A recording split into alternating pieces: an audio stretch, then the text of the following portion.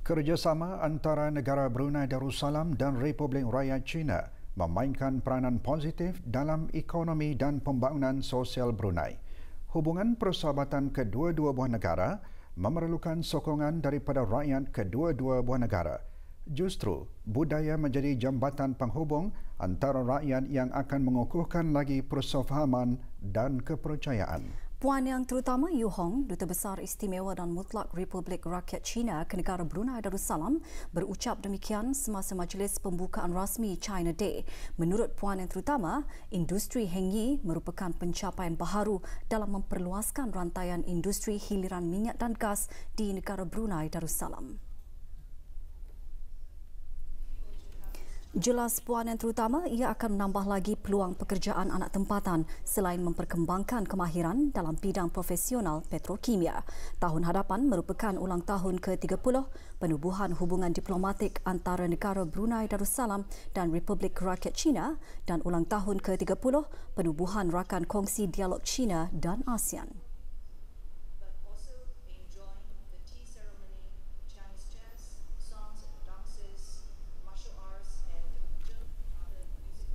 Perasmian China Day disempurnakan oleh Yang Berhormat Datuk Seri Setia Awang Haji Ali bin Apong, Menteri Sumber-Sumber Utama dan Pelancongan, Yang Berhormat Major Jeneral Bersara Datuk Paduka Seri Haji Aminuddin Ehsan, Pimpinan Orang Kaya Saiful Muluk, Datuk Seri Paduka Haji Abidin, Menteri Kebudayaan Belia dan Sukan serta Puan Yang Terutama Yu Hong. China Day merupakan karnival kebudayaan China sebagai menyokong Brunei December Festival. Acara dihoskan oleh Kedutaan Republik Rakyat China di negara ini dengan sokongan Kementerian Sumber-Sumber Utama dan Pelancongan dan dianjurkan oleh Persatuan Persahabatan Brunei China. Acara dibuka bagi kunjungan orang ramai sehingga esok Ahad dari pukul 12.30 hari hingga 9 malam.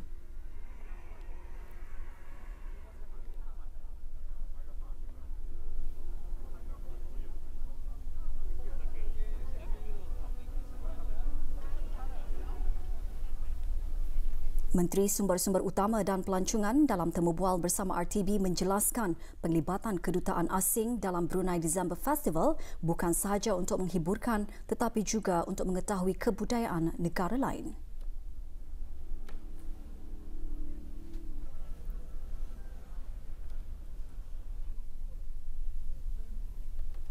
Penglibatan beberapa kedutaan di negara ini sangat dialu-alukan dan kita berterima kasih kerana memang banyak juga kedutaan yang mengadakan berbagai aktiviti dengan komuniti tempatan sebagai pengisian kepada BDF untuk dikunjungi oleh orang ramai.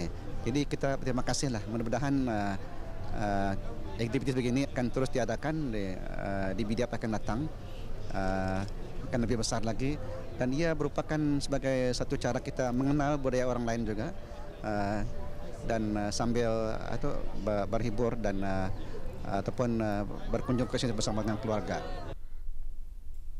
Warga Pusan Tingkatan 6 PTE Klasing Jalan Muara tahun 1975 hingga 1978 mengadakan Majlis Khatam Al-Quran. Majlis berlangsung di Masjid Suri Seri Begawan Raja Pengiran Anak Damin, Kampung Manggis, Madang. Menyertai Majlis Khatam yang juga mengetahui bacaan surah Al-Fatihah, Yang Berhormat Pihin Datuk Laila Raja Major Jeneral Bersara Datuk Paduka Seri Haji Aung Halbi bin Haji Muhammad Yusof, Menteri Pertahanan kedua selaku penaung bersama majlis. Lebih 150 orang lepasan penuntut lelaki dan perempuan yang pernah menuntut di pusat berkenaan juga menyertai majlis ini. Majlis turut diserikan dengan dikir dabai dan dikir asyrakal.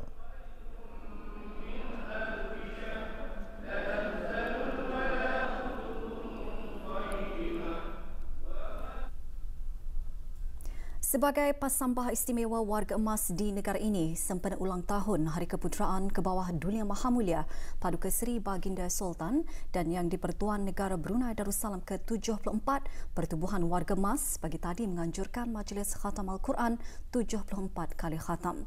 Majlis diadakan di Masjid RPN Kampung Pandan, Kuala Belait. Kira-kira 100 warga emas dari daerah Belait menyertai majlis ini. Memulakan majlis, bacaan surah Al-Fatihah dipimpin oleh Pengiran Datuk Seri Paduka Haji Bahrom bin Pengiran Haji Bahar, Timbalan Menteri Hal Ehwal Ugama. Majlis diserikan lagi dengan persembahan dikir marhaban.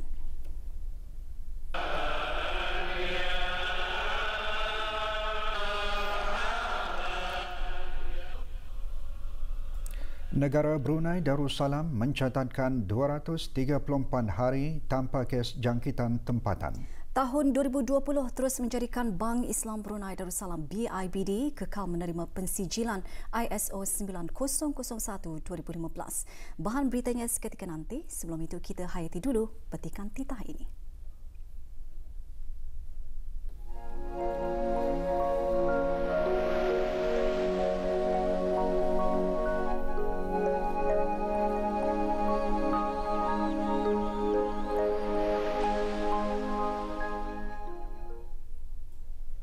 Tiada kes jangkitan baharu COVID-19 dicatatkan hari ini.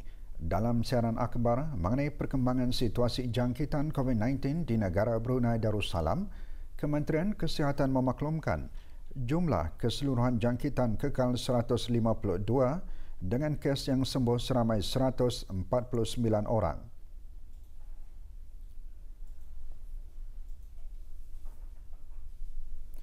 Kes terakhir jangkitan tempatan COVID-19 dilaporkan pada 6 Mei lalu, iaitu 234 hari yang lalu, manakala jumlah kes impon sejak kes jangkitan terakhir tempatan dilaporkan sebanyak 11 kes. 598 sedang menjalani pengasingan diri mandatori, manakala seramai 10,156 orang menamatkan pengasingan diri mandatori sejak Mac lalu. Sementara itu, 218 sampel ujian virus SARS-CoV-2 dilaksanakan, menjadikan jumlah keseluruhan ujian makmal yang dijalankan sejak Januari 2020 sebanyak 82,451 ujian. Maklumat lanjut dan perkembangan terkini, layari laman sesawang Kementerian Kesihatan dan talian Kesihatan 148.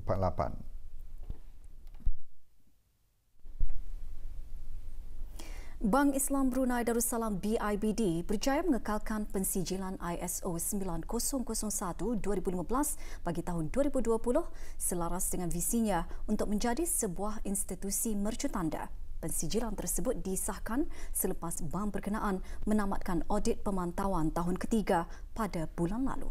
Pengekalan pensijilan tersebut adalah bukti atas komitmen BIBD dalam memberikan pengalaman terbaik untuk para pelanggan meskipun ketika berdepan dengan krisis COVID-19. Pensijilan itu juga menggambarkan BIBD sebagai sebuah institusi tempatan yang mampu berdiri seiring mercu tanda global.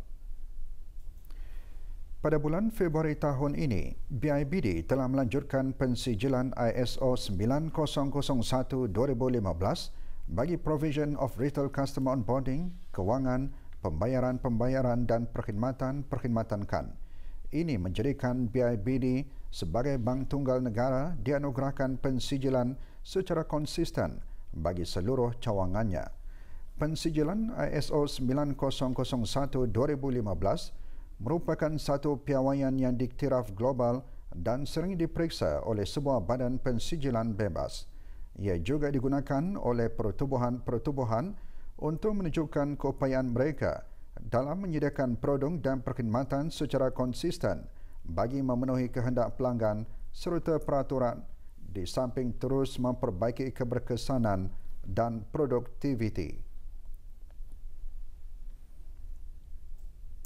Jawatan Kuasa Takmir dan Muslimah Masjid Pihin Khatib Abdullah Kampung Kulapis dan Ahli Majlis Perundingan Kampung MPK Kulapis mengadakan acara Hari Keluarga Masjid berkenaan.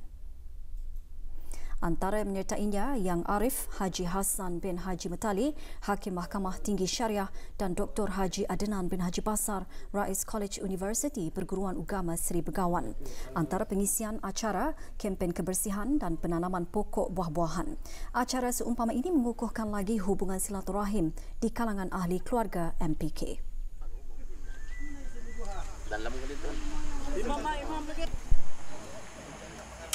lagi. Dalam hari keluarga ni Tujuannya untuk mengimarahkan masjid dan untuk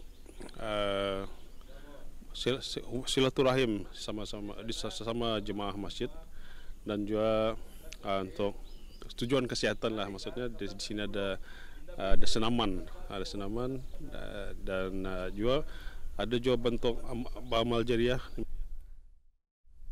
14 orang anak yatim dari kampung perpindahan mata-mata menerima bantuan berupa peralatan sekolah. Sumbangan adalah hasil kutipan derma daripada jemaah masjid dan penduduk di kampung tersebut. Bantuan diserahkan oleh Datuk Paduka Haji Abdul Majid bin Manggarasa, Penasihat Ahli Jawatan Kuasa Tamir Masjid Kampung Perpindahan Mata-Mata.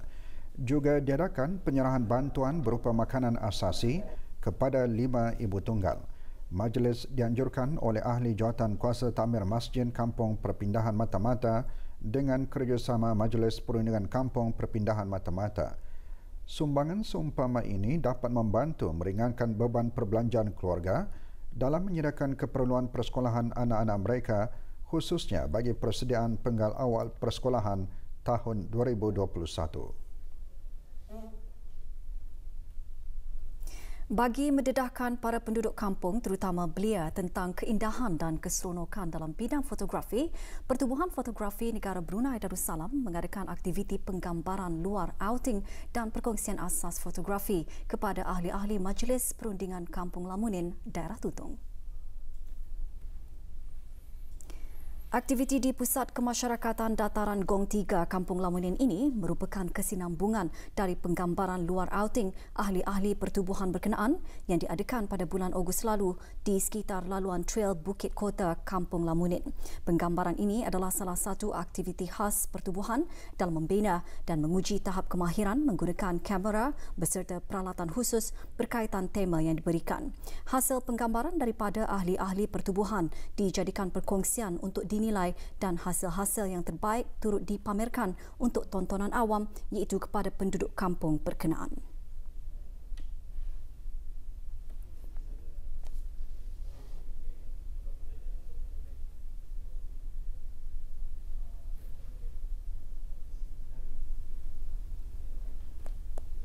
Juga diadakan penyampaian hadiah kepada para pemenang penggambaran outing dan kongsi sama 2020 yang disampaikan oleh Awang Haji Hamidun bin Haji Muhammad Nur yang dipertua pertubuhan berkenaan.